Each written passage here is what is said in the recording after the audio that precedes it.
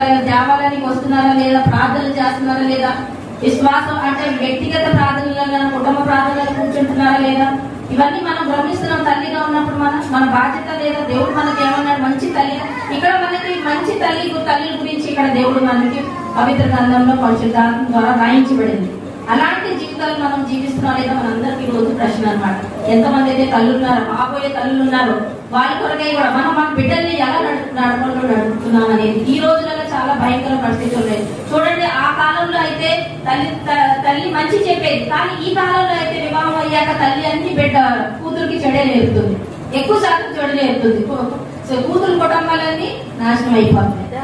తల్లి ఎక్కువ మంచి చెప్పాలా, లేకపోతే కాదమ్మా నువ్వు అక్కడ అత్తమావుల మాట ఇవ్వబోకు, లేకపోతే అక్కడ ఎదిరించు, లేకపోతే వాళ్ళ పనులు చేయబోకు, ఏదో ఒకటి అలా చెప్పింది. ప్రతి దానికి వాళ్ళకి మంచి చెప్పకుండా చెడు మార్గాన్ని ఎక్కువ తల్లులు, అదిగా ఈ రోజులలో ఉన్న తల్లులు అలా ప్రోత్సహిస్తున్నారు. కారణం ఏంటంటే వాళ్ళకి విశ్వాసంలో ఉండలేకపోతున్నారు, వాళ్ళు ప్రార్థన చేయట్లేదు, వ్యక్తిగత ప్రార్థనలో సమయం గడపట్లేదు, కుటుంబ ప్రార్థనలో కూర్చోట్లేదు. వాళ్ళ ఈ లోక సంబంధమైన కార్యాలకి ఎక్కువ సమయం ఇస్తున్నారు కాబట్టి వాళ్ళు బిడ్డలకి సరైన మార్గంలో నడిపించుకోలేకపోతున్నారు. ఈ రోజు మనందరికీ దేవుడు మాట్లాడుతూ ప్రశ్నిస్తున్నారు, మనము మన బిడ్డల్ని ఎలా నడిపించుకుంటున్నామో, మన భవిష్యత్తు తరాన్ని మనం ఎలా కాపాడుకోతున్నాము అనేది ఈ రోజు మనందరితో ప్రశ్నిస్తున్నాడు దేవుడు. మనంతో మనం ఏం కృషి చేస్తున్నాం అనేది, ప్రయాసం మనం పడుతున్నాం అనేది దేవుడు మనని ప్రశ్నిస్తున్నారు.